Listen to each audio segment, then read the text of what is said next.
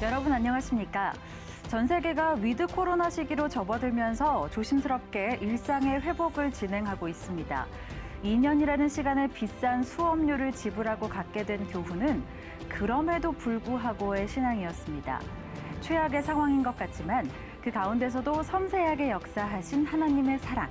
오늘 다시 우리의 고백이 됐으면 좋겠습니다. 선교에 관한 모든 이야기 선교는 지금 오늘 순서 시작합니다.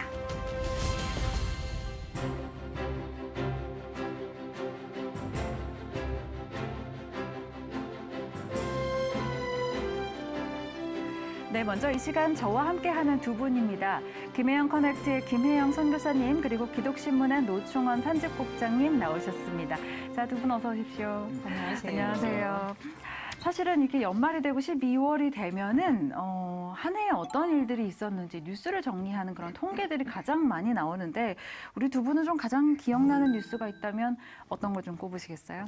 제가 뉴스를 세 가지를 네. 생각해봤습니다. 세 가지. 네. 첫째는 올해 선교는 지금이라는 시청날 방송이 시작했다는 게 그렇죠. 최고의 뉴스라고 생각하고요. 거기 또 우리 편집국장님 함께 하신다는 것. 네, 영광이죠. 둘째는 지난 8월 16일에 진주 예하리교회 이건우 목사님께서 네. 코로나 상황 속에서 이제 교회를 개척을 어렵게 하셨는데 개척 예배도 못 드리고 고생하시다가 이제 공사 현장에서 노동하시다가 사고사로 돌아가신 네. 사건도 있었고 뭐 김철직, 뭐 최향휴, 한상의, 김영화, 박동주, 김광식, 정종옥 뭐 등등 8월 말까지 코로나19로 순직하신 선교사 26명이었는데 지금도 더 늘어났을 거라고 생각합니다. 네. 그래서 이분들의 희생이 헛되지 않기를 바라는 마음입니다. 네, 맞습니다. 이번에 희생이 사실은 있었기에 사실 저희가 그곳에서도 그래도 선교의 믿음의 씨앗이 심어진 거잖아요. 이분들의 이름을 우리가 좀 오래오래 함께 좀 기억했으면 좋겠다는 생각이 듭니다. 우리 선교사님은 어떠세요? 좀 올해 어떤 게 가장 기억에 남으세요? 네, 저도 우리 국장님하고 거의 같은 뉴스여가지고 네. 제가 먼저 하길 잘했고요. 네, 저는 특별히 올해 전체적으로 네. 말씀하신 대로 이제 선교지별로 들려오는 선교사님들의 사망 소식이 네. 선교사인 저로서는 그렇죠. 계속 가슴이 아팠고 남아공의 선교사님, 그렇죠. 필리핀의 선교사님, 또 케냐의 선교사님이 계속 그 코로나로 돌아가셔서 네. 그때마다 정말 장례식에는 함께하지 못하지만 마음이 늘 한동안 거기가 있더라고요. 그렇죠. 그래서 이제 그 뉴스가 저한테는 가장 기억에 남고 마음에 이렇게 새겨져 있습니다. 네, 맞습니다. 사실 선교지에서 그런 소식이 들려올 때마다 정말 가슴이 철렁하고 정말 가슴이 아프지 않을 수가 없는데요. 사실은 선교사님들이 못다 이룬 그런 사역들은 또 우리에게 주어진 과제이잖아요. 우리가 그런 과제들을 잘 이어나갔으면 좋겠다라는 생각이 들고 또 무엇보다 선교지에서도 이제 좀 위드 코로나로 전환이 되면서 많은 사역들이 좀 조금씩 시작이 될 텐데 너무 성급하지 않게 조심히 하나님께 지혜를 구하면서 잘 갔으면 좋겠다는 그런 생각도 해보게 됩니다. 자, 그러면 오늘 순서 본격적으로 시작해 보도록 하겠습니다. 먼저 사진 한 장으로 전하는 선교 이야기부터 만나보죠. 노충원 국장님. 박창환 목사님, 박창환 선교사님이시고 네. 장신대 교수와 또 장신대 학장까지 지내셨고요. 그리고 네. 미국의 맥커믹 신학교 교수, 또 모스크바 장로교회 신학대 학장, 그리고 니카라과에서도 선교하시고 인도네시아에서도 선교하시고 대단한 분이시죠. 네. 1971년부터 74년까지 인도네시아에서 3년간 선교하시고 네. 필리핀으로도 이동하셔서 또 이제 원주민 선교를 하셨던 것으로 알고 있습니다. 그래서 필리핀이 이제 지난 시간에도 말씀드렸지만은 한국 선교사가 1333명 나가 있는 네. 굉장히 우리 선교사님 세 번째로 많이 나간 그런 곳이고 맞아요. 이제 뭐 카톨릭이 굉장히 많지만 어쨌든 개신교 한 10% 예, 그렇게 되고 있는데 어쨌든 네. 저런 많은 그런 선교사님들의 수고로 네. 복음의 진전이 이루어진 그런 나라이죠. 네, 굉장히 중요한 역할을 많이 감당하신 분이시네요. 네. 필리핀 선교가 1970년대 이후부터 이제 본격적으로 시작된 것 같은데 다른 나라보다 좀 늦은 감이 있어 보입니다. 네, 그자도 그래서 고민을 좀 해봤는데 네. 이게 일단은 저희 선교 역사에 대해서 이 시간에 좀 얘기를 했지만은 가까운 나라부터 이제 간 것 같고요. 동북아 지역, 그리고 미국은 어쩔 수 없이 이제 한인 이런 것들로 간 것 같고. 네. 그때만 해도 이제 30년대, 1930년대니까 이제는 뭐 이제 태국의 최찬영 선교사님 비롯해서 동남아 쪽으로 이제 눈을 돌리는 것 같고요. 네. 필리핀 같은 경우는 1970년대 이전만 하더라도 아시아 제2위의 이제 경제 대국으로 굉장히 이제 잘 살았거든요. 네. 그러면서 또 하나 좀 생각해 보고 싶은 게 뭐냐면은 이제 이태용 박사님 같은 경우에 말씀하실 때 1970년은 한국교회 선교의 본격적인 시작기다 이렇게 말씀하셨거든요. 네. 그때만 해도 이제 저희가 선교를 3분의 2 세계 선교 그러니까 아시아 아프리카에서도 선교사가 나와야 된다는 그런 운동이 있었고 그리고 경제 성장이 뒷받침됐고 네. 인재들이 준비되고 교회와 여러 가지 것들이 이제 준비되어서 예, 좀 뒤늦었지만 예, 태국이나 이런 데들을 아까도 말씀드렸지만은 예, 필리핀, 태국 뭐 이런 데들에서 3위 또 5위로 선교사님들이 많이 나가 있기 때문에요. 네. 예, 그런 짧은 시간에 저력을 집중해서 이렇게 성장할 수 있었습니다. 네, 그렇군요. 또 필리핀 선교의 또 시작이라고 또 할 수 있는 우리 박창원 선교사님에 대한 네. 사진을 저희가 함께 좀 만나봤고요. 이번에는 선교사님, 김혜영 선교사님 어떤 사진 준비하셨나요? 네, 지금 사진에 보시면 트럭 위에 군인들이 올라타고 있는 모습이죠. 네. 예, 전쟁 중인 사진인데 예, 내전에 휘말려 있는 에티오피아, 아프리카 에티오피아 사진입니다. 그렇군요. 벌써 1년이 넘었고 그동안에 뭐 수천 명이 죽고 대략 한 250만, 300만 명의 그 이재민, 난민, 예, 비자발적 이주자라 그러죠. 전쟁 때문에 고향을 떠나야 되는 실향민이 어마어마하게 지금 발생하고 있습니다. 네. 그러다 보니까 최근 몇 년 동안 계속 불안정한 상태로 국민들이 어려움을 겪고 있고 정부군과 반군이 서로 내전을 진행하는 그 사태가 네. 해결의 실마리가 아직 안 보이고 있고 네. 또 유엔이나 주재원들도 계속 철수하고 있는 상황입니다. 네. 상황이 좀 호전될 기미가 보이지 않는 그런 상황이군요. 네, 그렇습니다. 예, 안전보장 이사회에서도 에티오피아 내전에 대해서 매우 염려하면서 또 휴전을 촉구하는 그런 성명서도 네. 발표했던 것으로 네. 알고 있는데요. 이렇게 정치적 상황이 혼란하면은 가장 피해를 당하는 것은 이제 일반 국민들이겠죠. 그렇죠. 전쟁이 일어나면 가장 피해를 입는 국민, 아이들, 어린이들, 그렇죠? 그렇죠. 또 어르신들.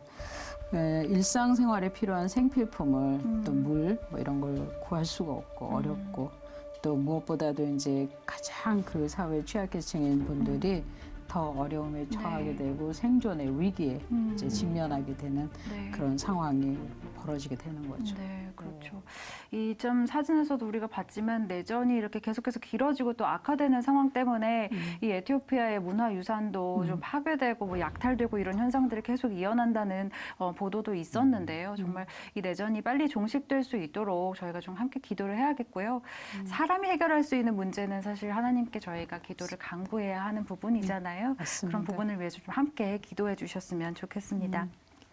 자, 이번에는 세계 곳곳에서 만나는 하나님 나라 선교지 현장을 만나보는 시간입니다. 오늘은 필리핀으로 가보겠습니다.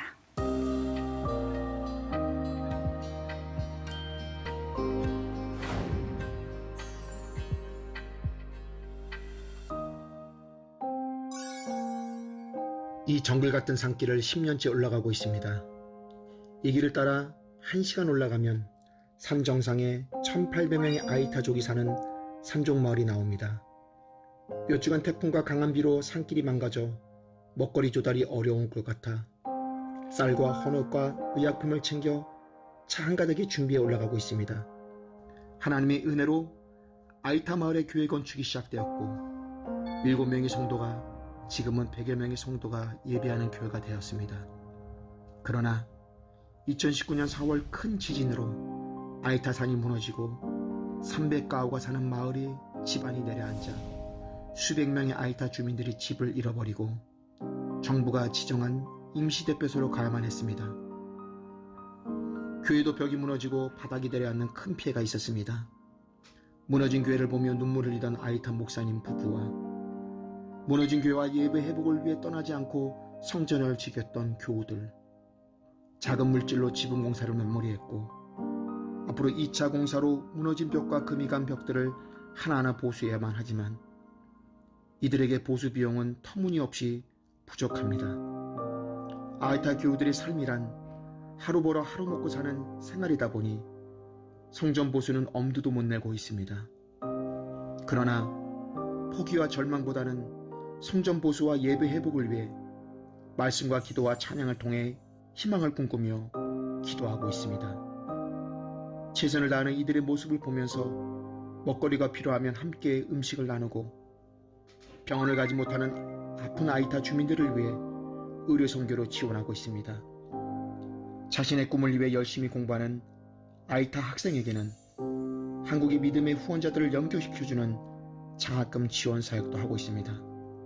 아이타 마을 가족들의 더 나은 미래를 위해 교육 선교, 의료 선교, 장학 선교, 그리고 교회가 필요한 곳에 건축 사역을 함께 나누며 사역하고 있습니다.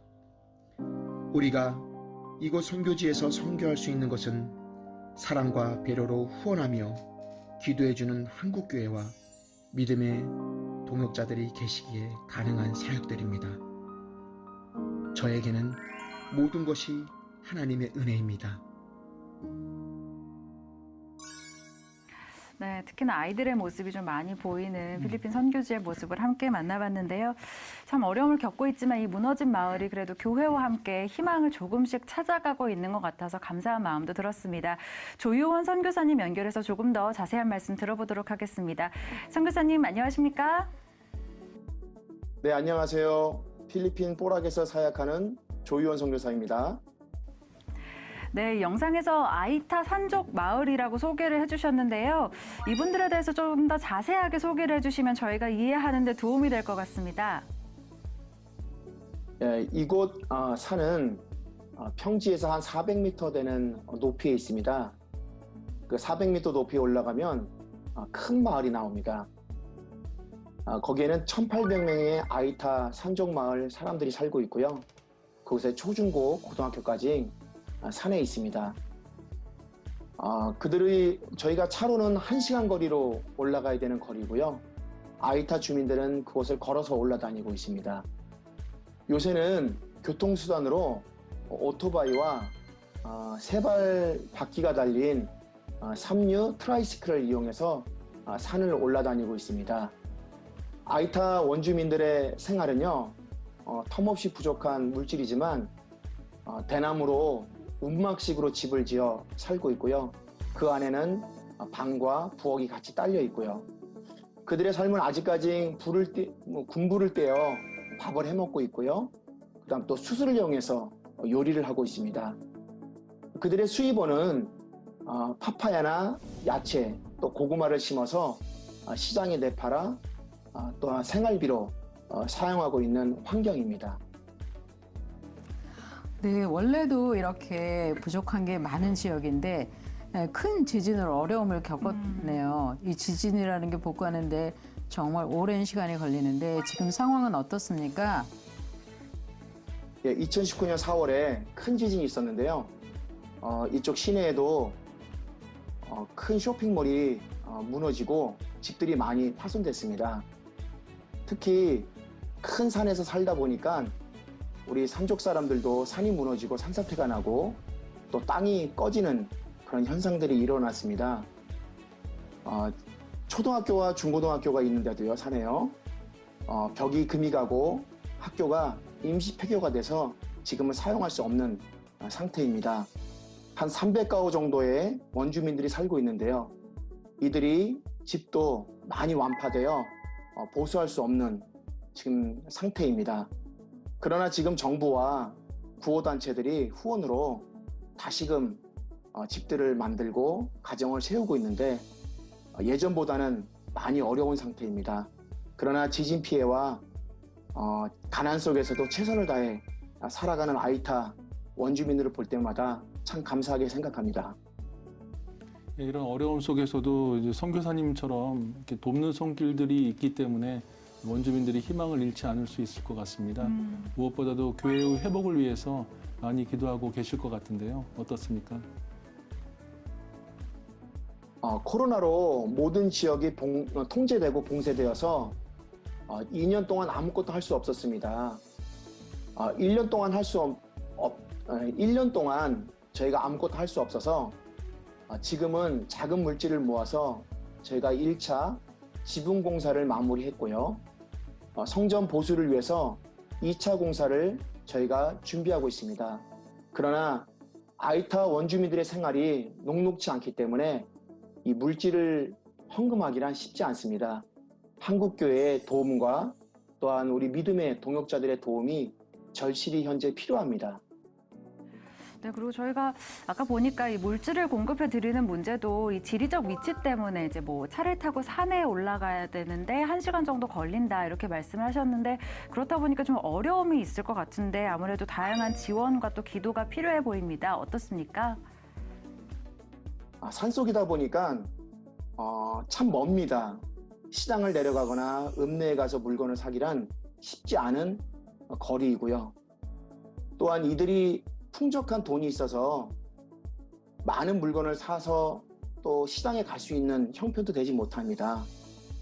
그러다 보니까 의식주 문제를 해결할 수 없기 때문에 산속에서 간단한 것을 요기를 하고 또 채집을 하고 또 사냥을 해서 먹고 살고 있는데요.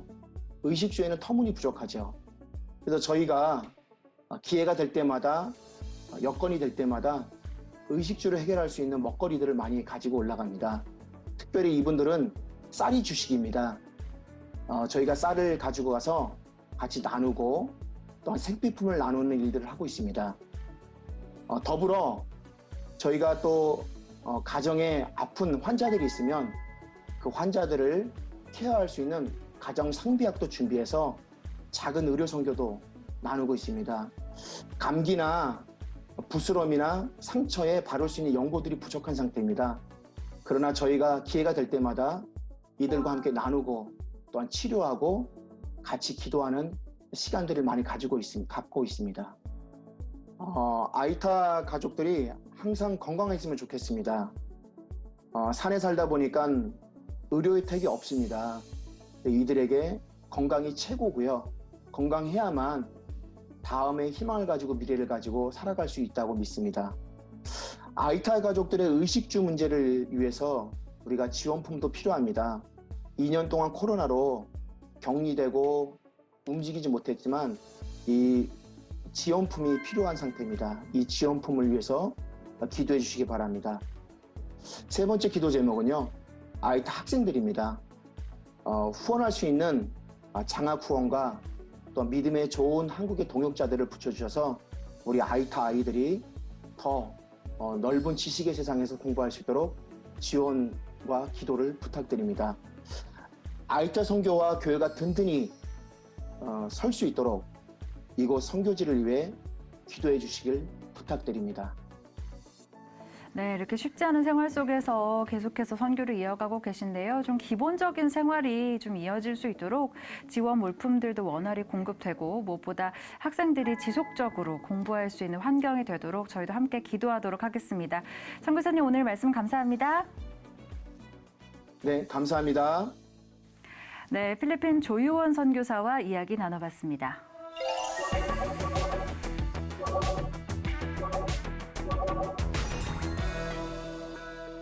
한국에 유학을 온 학생들은 일정 시간이 되면 본국으로 돌아갈 사람들이죠. 그들이 이 땅에 머무는 동안 하나님을 알게 된다면 그보다 더 값진 게 어디 있을까요?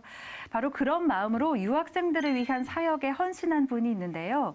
갈렙 원금향 선교사님 부부를 제작진이 만나고 왔습니다.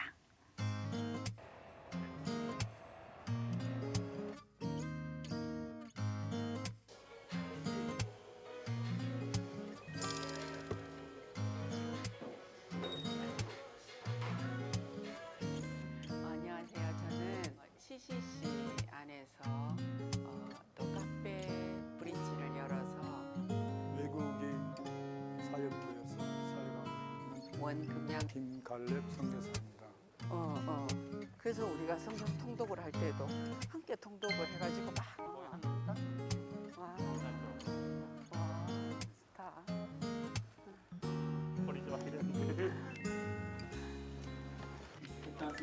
안녕.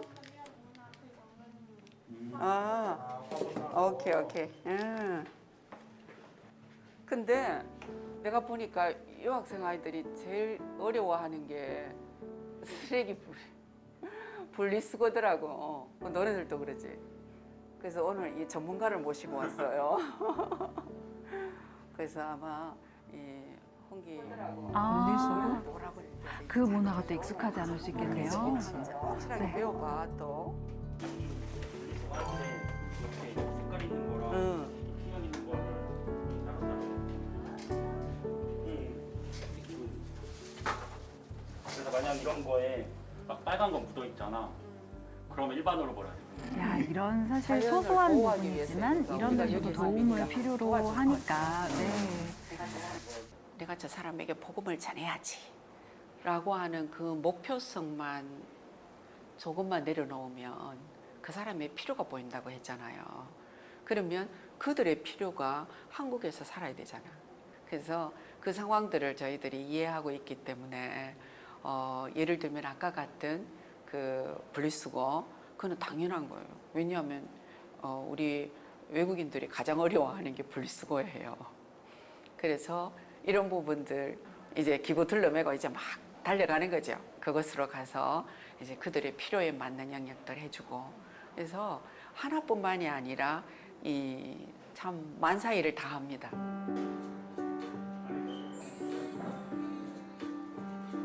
네, 지난번에 우리가 이거 만들 때 했던 것처럼 진짜 해보자 끌려 없이 그들의 격려가 들어가면 좋을 것 같아요. 전도지를 또 준비하셔서 노방전도를 나갈 계획이신 것 같네요.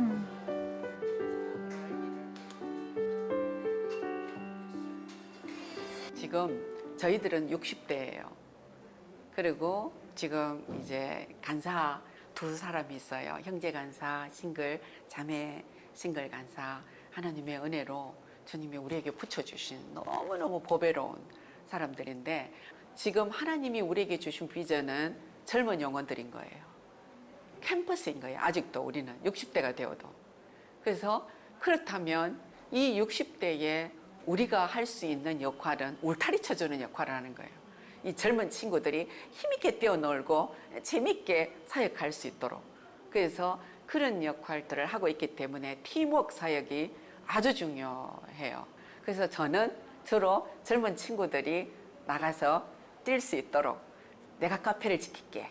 이제 제가 카페를 그때는 열심히 지키고 그래서 이것이 저희들의 팀워크입니다. 아, 이거 먹을까?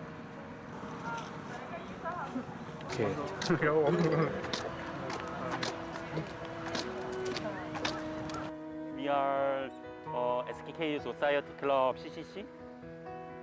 Do you have any time?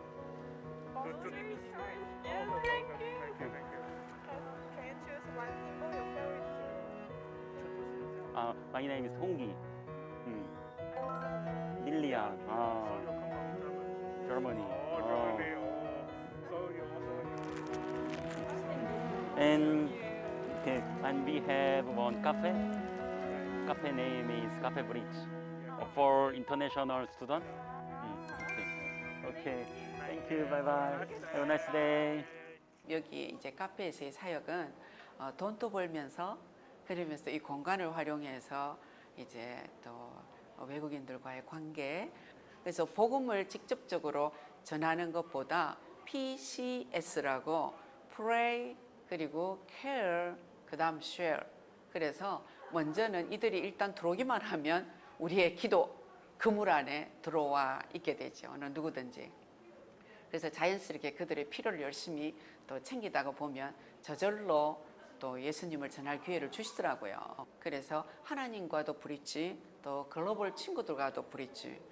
그래서 이름이 카페 브릿지로 대학로에 지금 현재 이 자리에 위치하게 되었습니다. 都是神的恩典，神创造如此。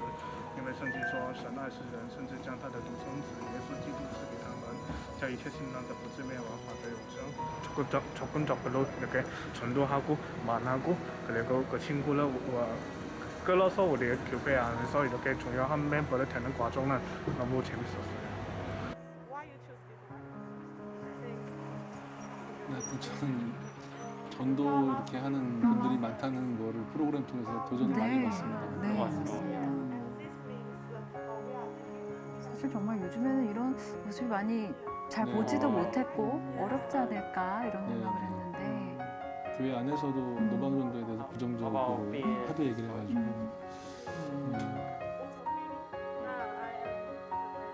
Surprise.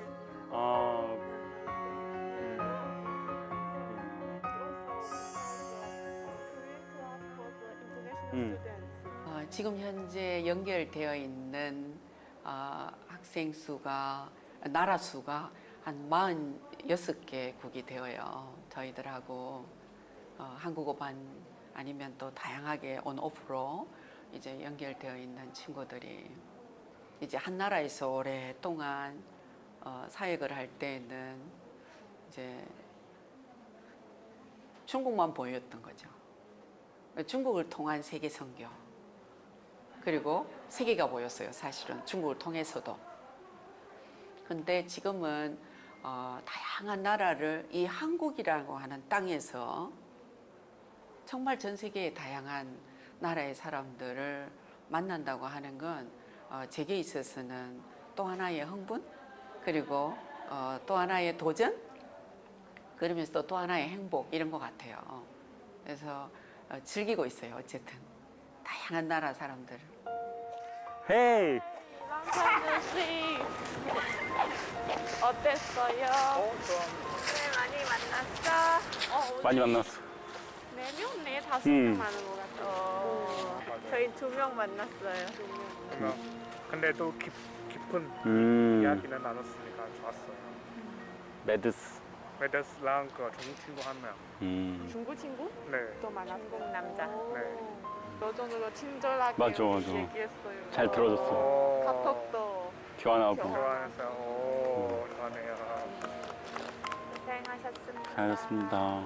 복음을 전했던 그 친구를 위해서 앞으로 관계를 더 맺을 수 있도록 같이 기도하고 마무리 기도는 생일 간사님 부탁드립니다. 네, 우리 같이 기도합니다. 살아계신 하나님, 오늘도 저희가 이 전도의 현장에 나올 수 있게 하시니 감사합니다. 복음을 들은 친구들이 또 그들이 처한 자리에 있을 때 이 하나님의 사랑이 그들 안에 생각나게 하시고 또 우리가 이 모든 일을 할 때에 오직 주님을 의지하고 하나님께 맡겨드리며 나아갈 수 있도록 도와주세요. 감사드리며 예수님의 이름으로 기도합니다. 아멘.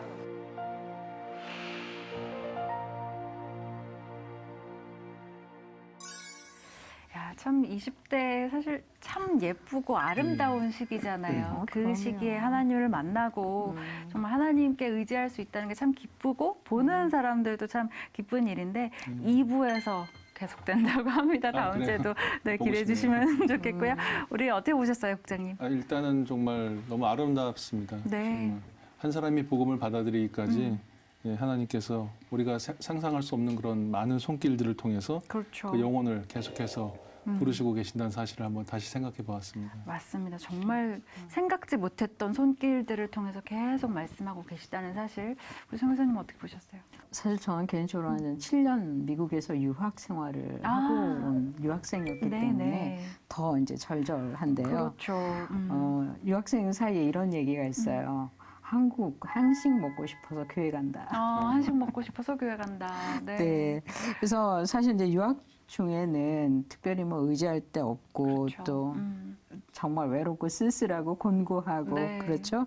그래서 이러한 상황에 있는 사람들에게 도움이 있고 또 도움을 주려고 다가가면 또 마음이 열리게 되어 네. 있습니다. 맞습니다. 특히 또 이제 김치를 나눠주신 한인교회 분들도 계시고 네. 유학생들이 교회를 통해서 단순히 뭐 한식 김치만 먹으러 가겠어요.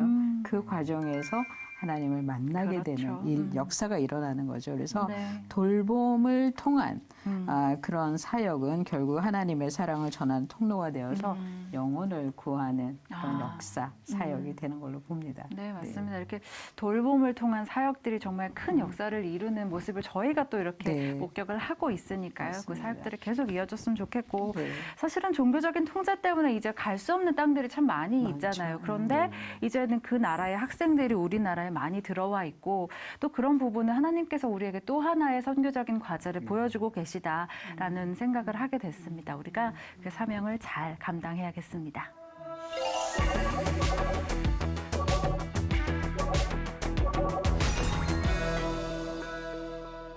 네, 매주 이 시간 하나님 나라 확장을 위해 다양한 모양으로 선교에 헌신하고 있는 분들을 만나고 있습니다.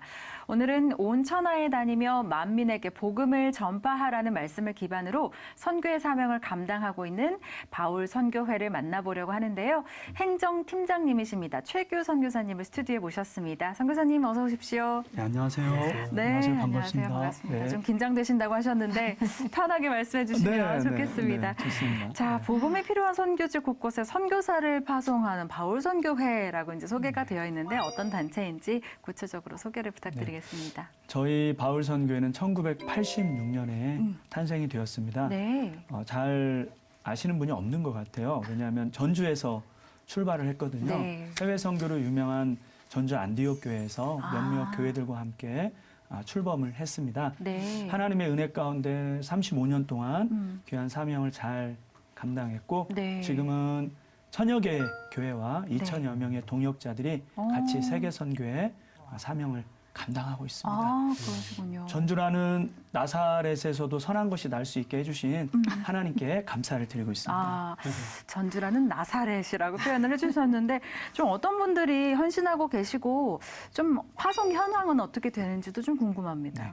저희는 전 세계 93개국에 490분의 선교사님들이 사역하고 계십니다. 아, 네. 이 중에는 409명의 한국 선교사님을 비롯해서 네. 46명의 필리핀 선교사들 그리고 네. 35명의 브라질 선교사들이 같이 사역을 하고 있습니다. 네. 전 세계 7개 권역에서 29개의 지부를 형성하면서 사역하고 있는데 한국에서도 다문화 이주민 팀이 같이 사역하고 있습니다. 네. 그렇군요. 국내외에서 선교가 네, 계속 네, 이어지고 있는 거네요.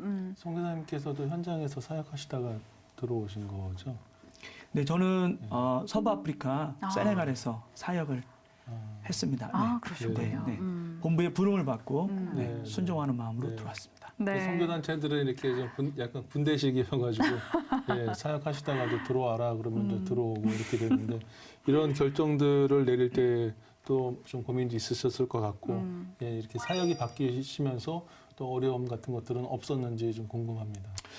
네, 현장에서 사역을 내려놓고 들어온다는 것이 쉬운 결정만은 아닌 것 같습니다. 네. 왜냐하면 사역의 단절이 있고 국내에서 사역하다 보면 또 언어의 감각이 많이 네. 떨어지거든요. 그리고 한국의 많은 후원자들이 후원을 또 중단하는 그런 네. 재정적인 압박도 받는 그렇죠. 것 같습니다. 근데 사실 선교라는 것이 영적 전쟁터에서 싸우는 네.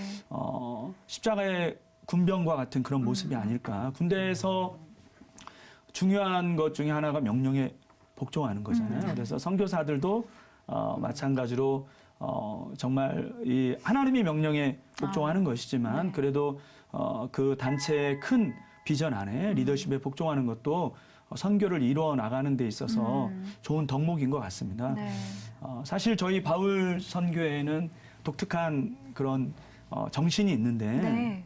물론 절대 구원의 확신, 절대 기도 이런 정신도 있지만 절대 복종이라는 네. 독특한 정신이 있습니다. 그래서 다른 단체도 물론 뭐 순종하고 복종하는 그런 모습들이 있겠지만 네. 저희 바울 선교회가 정말 선교지를 이동하고 또 재파송하고 사역지를 이양하고 그런 부분에 있어서는 정말 일사불란하게 네. 순종하는 모습이 아무래도 저희 바울 선교회가 가지고 있는 정신과 더불어서 저희가 국내 6개월, 네. 필리핀 8개월의 훈련 기간이 깁니다. 네. 그래서 아무래도 훈련이 긴 만큼 선교사들이 그런 순종하는 모습에 잘 연단되어져 있지 않나 그런 생각을 해봅니다. 말은 이렇게 하지만 사실 저도 선교지로 어려움이. 다시 들어갈 걸 생각하면 캄캄하지만 네, 네. 순종하고 있습니다. 네, 맞습니다. 왜 어려움이 없으시겠어요. 근데 사실은 선교할 곳은 많고 선교사도 네. 많이 필요하고 그런데 선교 동원은 좀 어렵고 많은 선교 단체들이 이야기하는 어려움이기도 한데 네. 바울 선교회의 경우에는 좀 어떤지도 궁금합니다. 네, 지금 뭐 한국 선교사들의 감소 추세는 저희들만의 문제가 아니라 전 세계적으로 네. 어려움에 처해져 있는 것 같고 특별히 코로나19가 또 시작되면서 그 어려움 가속화된 것 같습니다. 그렇죠. 하지만 네. 지난 35년 동안 하나님의 그런 공급하심과 은혜 가운데 단 한 해도 선교사를 파송하는 일을 쉬지 않고 하나님께서 훈련을 지속하게 하셨습니다. 네. 작년 같은 경우에 코로나가 시작되어서 어려움을 겪긴 했지만 선교사를 구성하고 있는 20대 네. 1%라고 하는 그 20대도 지원을 했고 또 7%라고 하는 30대 또 8명이나 지원을 해서 네. 이분들이 지금 훈련을 받고 잘 파송되어져 나갔고 네네. 올해도 저희 45기 기수분들이 5명이 지원해서 지금 3분이 훈련을 받고 있는데 숫자가 좀 적어서 훈련을 내년 기수와 더불어서 해야 되겠다라는 생각을 살짝 가졌는데 네. 저희 단체가 기도하던 중에 사도 바울과 같은 훌륭한 선교사가 이 중에 있는데 어찌 선교 훈련을 쉬려 하느냐라는 강한 질책과 책망을 받아서 네. 지금 훈련을 진행 중에 있습니다. 아주 뭐 네. 귀한 분들이십니다. 네, 네. 그렇군요. 세상에 숫자에 연연하지 않고 네. 네. 단 한 명이라도 네. 교육을 시키시려는 그런 감동적인 마음인데 네. 여전히 이렇게 선교 헌신하는 분들이 계시다는 게 정말 감동이에요. 네네. 뭐 아까도 말씀드렸듯이 작년에 선교지로 떠났던 우리 44기 젊은 선교사님들이 타지키스탄을 비롯한 카자흐스탄, 키르기즈스탄, 알제리 굉장히 힘든 지역이거든요. 기쁨으로 그 지역을 향해서 또 떠났고 서부 아프리카를 향해서도 또 달려나갔고 지금 훈련을 받고 있는 선교사님들도 사실은 교사 부부였거든요. 그거를 내려놓고 네. 또 한 분의 싱글 또 여자 선교사님은 유치원 교사를 오래 하셨는데 네. 세 자녀가 있습니다. 굉장히 어린 자녀, 유치원생까지 있는 자녀들인데 기꺼이 선교 현장을 향해 달려가고자 하는 네. 그들의 그런 모습을 보면서 코로나19가 힘든 시기이긴 하지만 여전히 하나님께서는 코로나19 너머에서 일하고 계시고 또 선교의 열정을 가진 복음의 열정을 가진 자들을 불러 모으셔서 그분의 그 구속 사역을 네. 이루어 가신다는 확신을 갖고 있는 것이 아닌가 그런 생각을 해봤습니다. 네, 맞습니다. 그럼 이런 이야기도 있더라고요. 그 사실은 뭐 선교지에 어려움이 없는 곳이 어디 있겠습니까마는 좀 힘든 곳에는 이 바울 선교회 이 선교사들이 있다라는 이야기가 있을 정도로 좀 어떻게 보면 사역자가 좀 부족한 곳 이런 곳들을 골라서 파송했다고 들었는데 맞나요? 네, 맞습니다.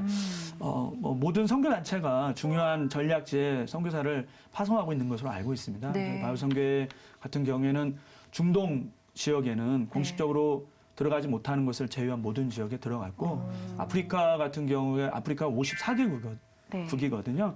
그중에 7개 나라를 제외한 모든 나라에 들어가 있고 특별히 요즘 선교사를 많이 파송하는 곳이 중동 지역과 더불어서 서부 아프리카 지역이거든요. 네. 서부 아프리카는 기후적인 어려움, 뭐 굉장히 사하라 사막의 뜨거운 열기와 그다음에 또 뭐 말라리아, 네. 에볼라, 네. 에이즈 같은 그런 또 풍토병도 많이 있고 네. 이슬람이 많이 남하를 해서 서부 아프리카에 제가 사역했던 세네갈만 하더라도 벌써 네.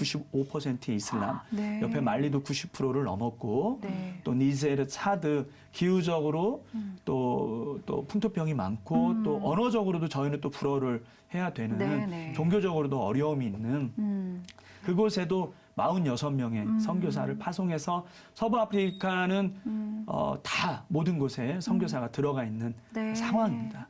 네네. 그게 또 어떤 특별한 비전이 있으시기 때문에 그렇게 어려운 곳을 마다하지 않고 파송을 하고 계신 거겠죠? 네네. 미전도 종족에 최우선적으로 선교사를 파송해서 네.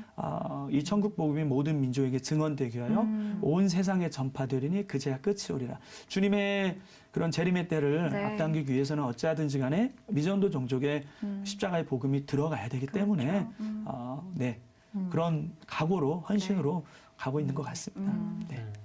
저희가 이 시간에 이제 뭐 여러 선교단체 대표님들 또 많이 선교사님들 말씀 많이 듣는데 이제 은퇴 선교사 문제랑 MK 선교사, MK 자녀들 문제 이런 것들이 좀 중요한 이제 이슈로 좀 부각이 되었습니다.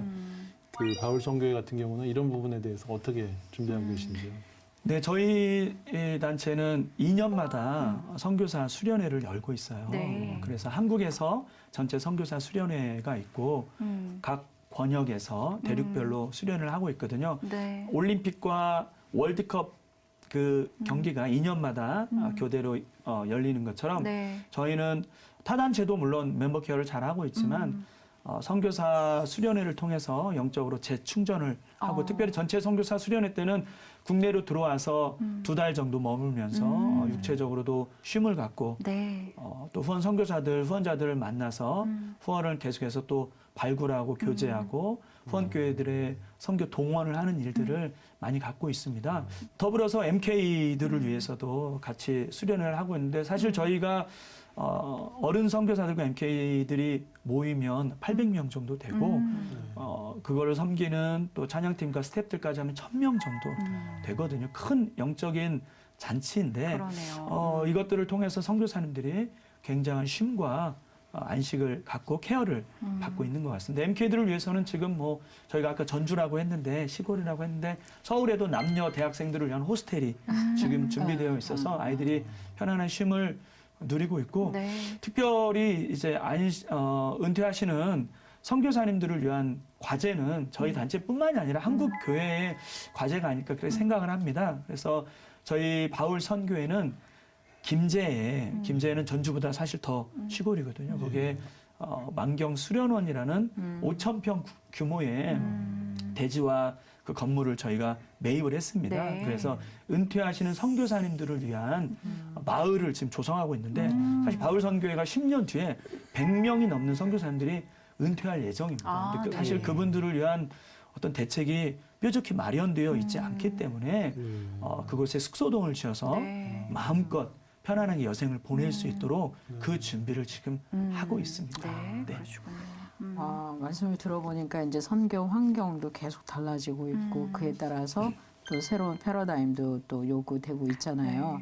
바울 선교회의 선교 전략이라고 할 수 있는 게 있겠죠, 당연히. 그래서 가장 중요하게 생각하는 선교적 전략이 있으면 좀 나눠주시면 좋겠습니다. 네, 저희 바울 선교회가 창립되고 지금까지 네. 아마 주님 오시는 날까지의 최고의 전략이라고 한다면 구태의연하게 들리실지 모르지만 기도라고 생각을 합니다. 저희는 철저하게 기도를 통해 하나님께서 일하시고 선교는 하나님의 기도를 통한 우리의 기도를 통한 하나님의 사역이라고 믿고 있기 때문에 기도하는 일에 굉장히 집중하고 있습니다. 네. 바울 선교회를 섬기고 있는 전주 안디옥 교회라고 있는데 네네. 선교사를 위한 기도 처소가 있는데 24시간 365일 지난 23년 동안 지금도 단 1초도 쉬지 않고 기도하고 있습니다. 저희가 2달에 한 번씩 모든 선교사님들의 기도 제목을 받아서 업데이트 해드리거든요. 네. 사실 기도는 선교를 움직이게 하는 어떻게 보면 심장과 같은 엔진과 같은 중요한 전략이라고 저희는 생각합니다. 그래서 바울 선교회가 타 단체에 비해 많은 지역에 선교사가 나가 있거든요. 93개 지역이면 사실 많은 지역입니다. 거기에 대해서 뭐 너무 많은 지역에 나가 있는 건 아니냐라는 우려를 하시는 분들도 계시지만 사실 선교사님들이 나가 계시면 그분들을 위해서 교회가 후원자들이 기도를 한다. 하나님은 그 기도를 들으시고 하나님이 일하신다. 그러한 철저한 그 믿음과 선교 전략으로 기도하는 데 집중하고 있습니다. 두 번째로는 계속해서 선교사 파송이 줄고 있고 또 자원자가 줄고 있는 상황 가운데서 사실 저희 바울 선교회는 오래전부터 한 20년이 이제 되는 것 같아요. 현지에 있는 선교사들을 발굴해서 훈련시키고 파송하는 일을 해왔습니다. 필리핀에도 지금 훈련 센터가 잘 준비되어 있고 필리핀 현지인들 46명이 지금 전 세계에 나가 있고 브라질에도 마찬가지로 신학교를 비롯해서 훈련 센터가 잘 준비되어 있어서 필리핀과 브라질은 뭐 지금 계속 부흥하고 있는 나라 아닙니까? 선교의 자원 굉장히 많거든요. 그리고 한국 선교사 한 가정을 보낼 때 필리핀은 한 3가정 정도를 보낼 수 있는 재정적인 또 뒷받침이 되고 브라질도 마찬가지인 것 같습니다. 그리고 지금 세네갈의 불어권, 서부아프리카 아까 어렵다고 했는데 그 지역을 위해서 또 훈련원이 세워졌습니다. 그리고 이집트의 아랍어권을 중동의 아랍어권을 위해서 훈련원 준비를 하고 있고 스페인권을 위해서 멕시코에 지금 훈련원이 세워지려고 준비 중에 있습니다. 네. 이렇게 이제 한국 선교사 모르겠습니다. 하나님의 시각에서 볼 때는 저희가 이제 한국 선교사를 많이 보내는 게 중요한 일이지만 하나님의 시각에서 볼 때는 코로나19를 통해서 한국의 어떤 자원들이 줄어드는 것이 필리핀과 브라질과 또 아프리카의 인력을 동원할 수 있는 좋은 기회가 아닐까. 네. 그래서 우리가 꼭 해야만 한다. 선교의 완성은 이 한국이 해야만 한다. 한국의 교회들이 해야만 한다는 어떤 그런 생각을 내려놓고 더 많은 선교의 자원들을 동원하고 발굴할 수 있는 곳을 네. 좀 저희가 기도하면서 찾아보고 서로 연합해서 그렇게 나아가면 좋지 않을까 그런 생각을 해봅니다. 사실 아프리카 지역은 저희가 극복해야 될 것들이 많이 있는데 아프리카 현지인들은 이미 언어와 기후 적응과 그런 모든 것들이 다 그렇죠. 준비되어 있기 때문에 이제 한국 교회들도 서서히 네. 그런 현지인들을 향한 파트너십과 동역과 그런 관계를 맺으면 좋지 않을까. 그리고 사실 한국교회 파송현황에서 한국 선교사만을 넣어야 되냐 빼야 되냐 이런 상황이 있잖아요. 근데 저는 거기에 대해서 한국 교회가 기도하고 있고 물질을 보내고 있고 또 우리 한국 성도님들이 관심을 갖고 있는 아프리카 또 사람들이든 필리핀 현지인이든 브라질 사람들이든 그거는 숫자에 넣어야 된다고 봅니다. 왜냐하면 어떤 한 지역 교회가 아프리카 현지인을 기도하고 있고 물질을 보내고 관심을 갖고 있는데 숫자에 넣지 않는다라고 할 때는 지역 교회들이 굉장히 마음이 아플 것 같고 선교를 동원하는 일에 있어서 마이너스 요소가 되지 않을까 생각을 합니다. 그래서 꼭 한국 선교사만을 뭐 넣냐 마냐 그게 중요한 게 아니고 이제는 한국 교회들이 전 세계 눈을 돌려서 그렇게 현지인들을 발굴하고 네. 훈련하고 파송하는 그런 전략에 조금 더 동참하면 네. 하나님의 시각에서 볼 때는 좋지 않을까 그런 생각을 해봅니다. 네, 좋습니다. 그래서 기도로 준비하면서 정말 어려운 곳에서 선교를 계속 이어가고 계시는 바울 선교회 이야기들을 쭉 들어봤는데 좀 마지막으로 그래도 내년에는 좀 괜찮겠지 하는 기대를 갖고 계신 분들 많아요. 좀 어떤 비전과 기도 제목 갖고 계신지 좀 짧게 나눠주시면 좋겠습니다.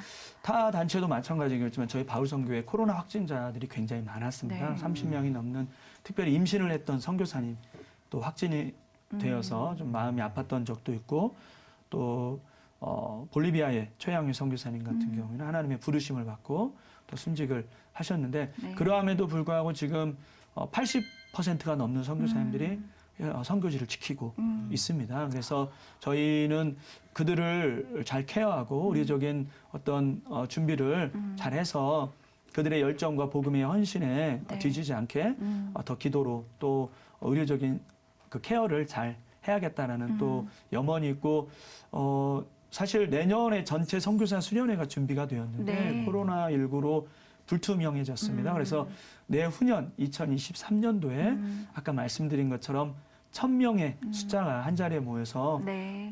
영적인 재충전을 갖는 시간을 가져야 되는데 그 준비를 하고 있고 네. 저희의 또 본부가 김제로 선교센터를 또 이동하면서 네. 은퇴 선교사를 위한 또 마을을 비롯한 또 여러 가지 하나님이 보여주신 네. 비전들을 준비하고 있습니다. 네. 인간의 생각과 인간의 지혜가 아닌 하나님 부어주신 지혜와 명철과 그 감동으로 네. 바울 선교센터가 잘 달려갈 수 있도록 네, 기도 부탁드립니다. 네, 좋습니다. 아까 이 선교를 움직이게 하는 힘이 기도라는 말씀을 하셨는데 정말 오늘 나눠주신 다양한 또 사역들 위해서 저희도 건강한 심장을 만들 수 있도록 저희도 함께 좀 기도로 보탬이 되도록 하겠습니다. 자, 지금까지 바울 선교회 행정팀장이시죠. 최규 선교사와 이야기 나눠봤습니다. 오늘 말씀 감사합니다. 감사합니다. 고맙습니다.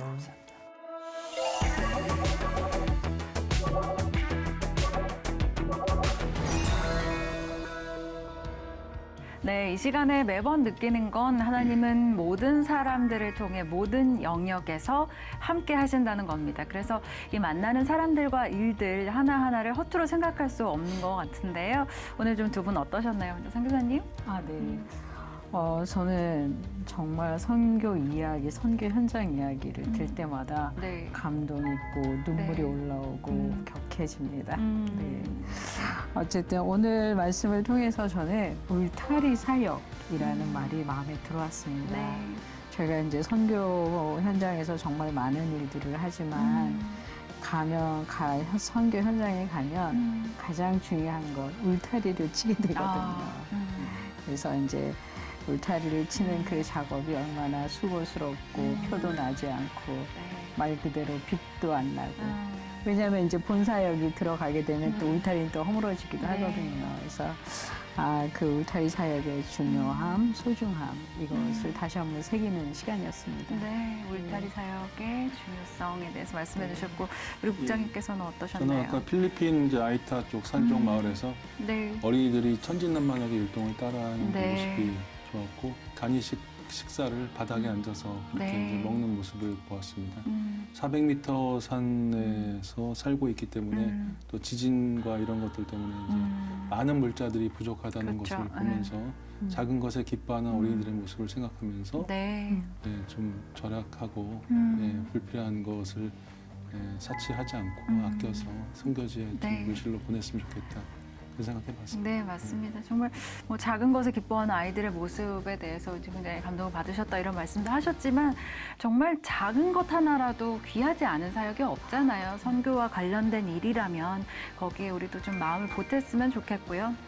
사실은 잘 마무리하는 것이 또 잘 시작하는 일이기도 하니까 지금 우리가 어떤 것들을 마무리하고 또 어떤 준비들을 해야 할지 함께 좀 생각해 봤으면 좋겠다는 생각이 들었습니다. 자, 이제 마무리할 시간인데요. 오늘도 지구촌 곳곳에서 선교 사역은 멈추지 않습니다. 계속되는 선교 사역을 위해서 또 기도와 물질도 그리고 더 중요한 자원하는 마음도 끊이지 않았으면 좋겠습니다. 저희는 다음 주에 선교 현장 이야기로 다시 찾아오겠습니다. 시청해주신 여러분 고맙습니다.